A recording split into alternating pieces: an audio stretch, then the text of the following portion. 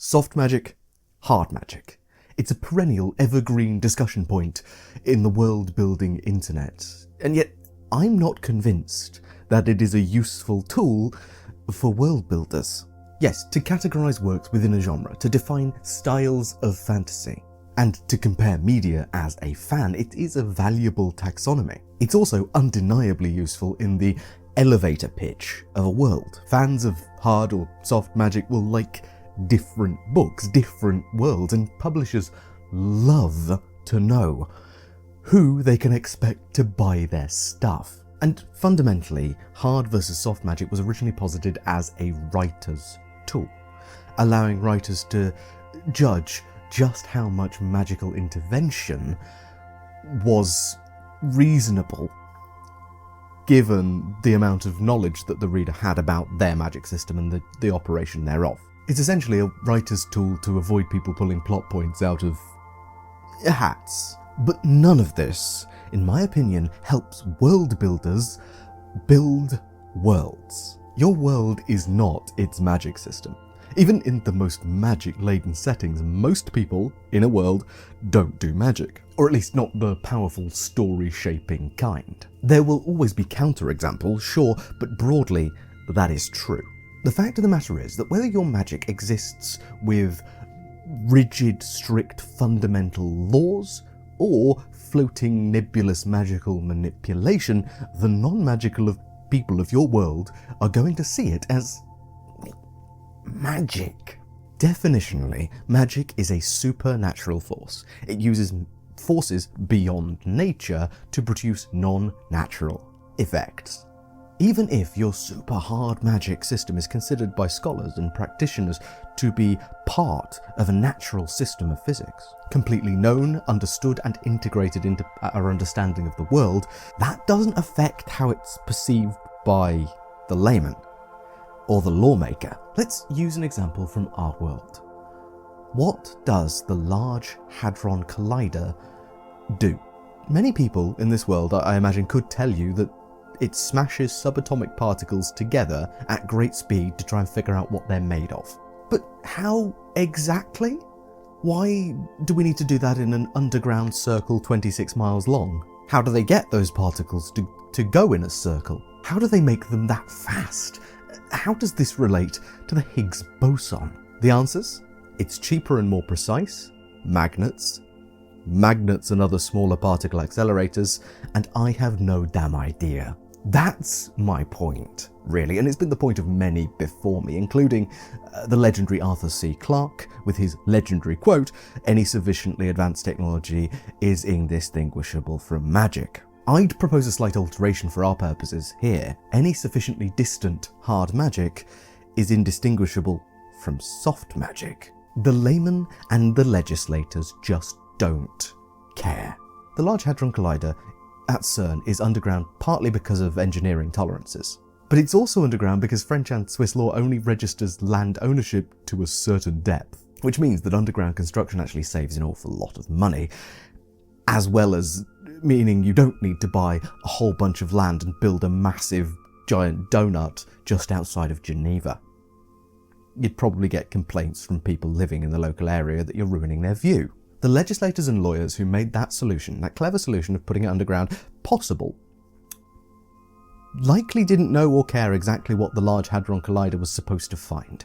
They cared about how disruptive, noisy, and value-limiting it would be to the stakeholders in the local area.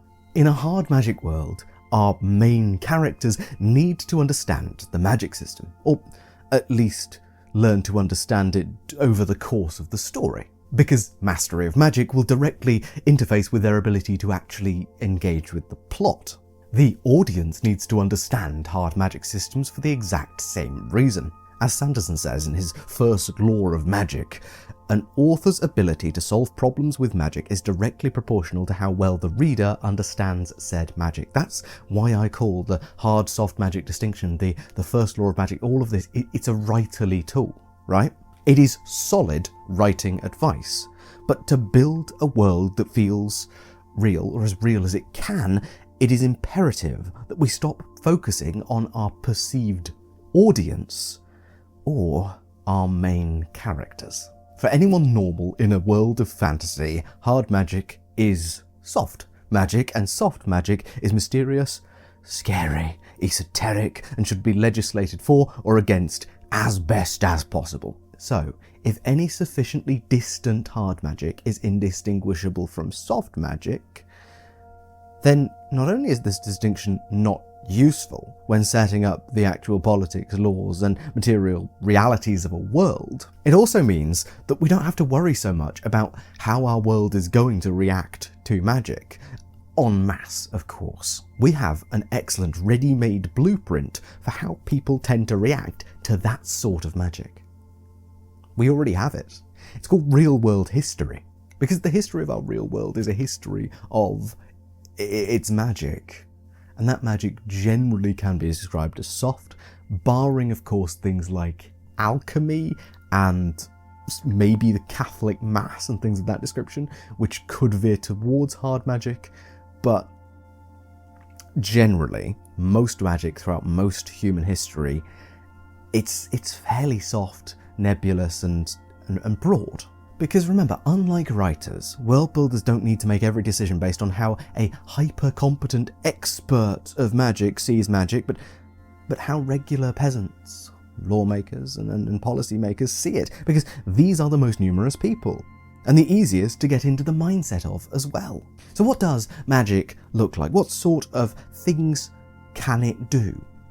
What are the most famous times that magic has been used in a local area in the fantasy world? These are going to form the basis of the modern regional paranoia and warnings about magic, or modern regional trust in magic. Let me give you some examples from real-world history, starting with future prediction and divination. Just the ancient Greeks are needed to run the full gamut of human responses to divination and prediction. The Oracle at Delphi was a mystic, sulfur-huffing cult. Try saying that 10 times. They were protected and incredibly sacred, but kept apart from society. Only consulted if the most important things were at stake. Regular priests who divined the future through the spilled entrails of animal sacrifices were more incorporated into society than the Oracle at Delphi. But they still were regarded as a separate priestly class, slightly outside of normal social functions. But some of these priests even get elected or placed in high governmental positions. And they also exist alongside generals as part of military campaigns, serving as strategic advisors or representatives of the gods to give fortunes before a battle. Whereas some prophets and future seers who went against the establishment or represented foreign faiths were cast out, prosecuted, or shunned or feared by society at large. Next, curses.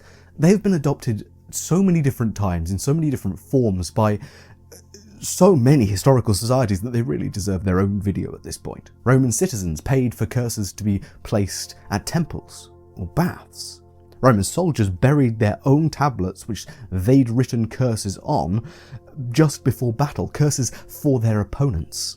Roma and Jewish peoples have historically been persecuted across Europe, partly because of their perceived adeptness in cursing others, a prejudice which often results in expulsion, persecution, and murder. In King James's Britain, we even see curse-spewing witches hunted and inquisited in accordance with specific investigative techniques, a pseudoscience, if you will. Many of these techniques put into writing in the king's own name. And the persecution or the secret seeking of a witch's curses is a commonality around the world. Okay, sure, our real-world history does contain some examples of magic, as it might be traditionally seen in fantasy media as well. And seeing it not as an active force used by main characters, but in context of the responses to it by regular people does help when world building, a normal social response to seeing, banning, or legislating magic. But that's just curses and future prediction. They're pretty nebulous, they're not very in-your-face forms of magic, and they're pretty easy to dismiss as luck. It's quite different from lightning calling, light bringing, or reality warping magic, or fireball hurling fantasy mages. My system of just cribbing from history to see what normal reactions are to magic kind of breaks down when we get to those less subtle magics, those that are undeniably magic and go against nature, right? Well, it depends what we mean by history. To certain subsets of people, certain examples of war magic is just as real as our other examples, if not more so. Let's look at the Islamic account of the Battle of Badr in 624. By all accounts, even non-Islamic ones, this battle was a bad time for the Meccans fighting Muslim forces under the Prophet Muhammad. By all accounts, the smaller Muslim force was able to win this one. But by Quranic accounts, we see a miraculous rain turning ground conditions favourably for the Muslims and unfavourably for the Meccans, followed by Allah transforming a handful of stones thrown by the Prophet Muhammad into a divine dust storm which blasted the faces of the enemy, disfiguring them, breaking their ranks, and after these ranks were broken, 5,000 angels descended to reinforce the smaller Muslim army and ensure their victory. That's the Quranic account. Now, interpretations of that have said that the dust storm is an amplification of the force. There's representative. All of this is representative. The angels were not physically there, but they helped the hands of the combatants. Things of that description. Not all Muslims believe miracles to have happened at the Battle of Badr. Many believe that these are parables to discuss the potency of faith in Allah. But to those specific people in the Middle East in the 7th century, hearing this sort of an account of battle would be disturbing indeed. At the very, very least, at your most skeptical, a smaller army was massively favoured by every weather advantage possible, from dust storm in the enemy's faces, shielding their attack, rain making it harder for their enemies to move, and at most, the Muslim army had a leader that was capable of magic or divine power that could turn a battle in his favour, even when outnumbered. It is no small wonder that spreading tales like this was a really effective propagandizing tool for many early religions, including Islam. And it's not just the Prophet Muhammad. In so many ancient, especially religious texts, we see great generals using battle magic, which are largely freak weather events. Like Joshua from the book of Joshua, who is aided by gigantic homing missile-style giant hailstones falling from the sky. And it's very likely that what topples the walls of Jericho as Joshua stamps around outside, maybe apocryphally, who knows, is a gigantic earthquake that caused the whole city to slump over to one side down a hill, according to archaeological evidence. We see the social response to war magic fairly clearly. Anyone for whom battle magic wins the day is a hero, a leader of men, and oftentimes a representative of the divine. All of these are possible, and in fact can be seen in a slightly more historical event, specifically the personage of Marcus Aurelius, who is helped in one battle or a series of battles, it's not quite clear from the record, by rain, lightning bolts, and also hail in the same campaign at very least. Some reports say the same battle, which seems fairly remarkable. A column is then erected of him about this event, this miraculous story of his enemies falling around him due to magic, essentially, elevating the man to a mythic status, with him eventually joining the gods as a divine figure when he dies as emperor. Any general with an elemental or destructive force on his side that goes beyond nature is going to be legitimately terrifying. They're going to be beloved by their people and are feared by their enemies. And these sorts of tales can even form the basis of faith traditions spanning centuries and millennia. My point is that no matter how or why or by what actual mechanism magic is delivered or effective, seen, felt or heard about, people are going to react to it. they will follow, prosecute, persecute, or demonize or divinize mages. Heck, a captured enemy priest or high mage who seemed to wield divine power against your force was an incredibly tricky thorn in any social organization's side.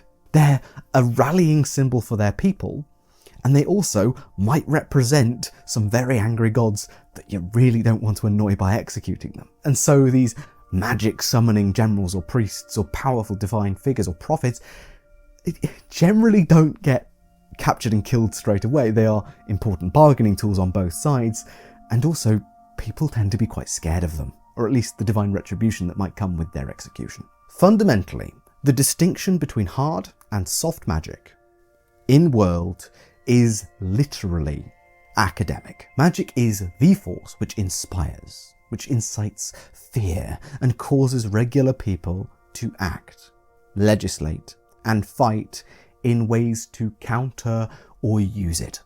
The reason Roman soldiers wrote curses and buried them before battle for their enemies, and prayed and sacrificed to their gods before battles, was to mitigate what they saw as the legitimate risk of enemy magic, divinity, luck, or tactics getting the better of them. People have carried charms, wards, crucifixes for millennia to ward off the negative effects of evil magic or just bad luck or the devil, praying for protection by similar sort of magical forces. If you're looking to write a tight narrative, pitch to a publisher, or get into the weeds on a fan forum, the difference between soft and hard magic systems, they're important. But remember, the average person in any fantasy world doesn't care. Their response to magic, any magic, however complicated it may be, is either to freak out, get scared, be in awe, or want it on their side. I hope that's given you some food for thought and that we can have a productive discussion in the comments, because I always look forward to these sorts of videos, because I don't know how anyone's going to react to this particular take. It could be a sacred goat that I've slaughtered in front of you and are going to get quite some serious backlash for even daring to critique this binary system. But I hope at least what I've said feels practical, feels reasonable, and feels like it's useful if you are involved in world building. But with all that said, I've been Tom, otherwise known as the Grungeonmaster. Thank you so much for watching, and I hope to see you in the next video.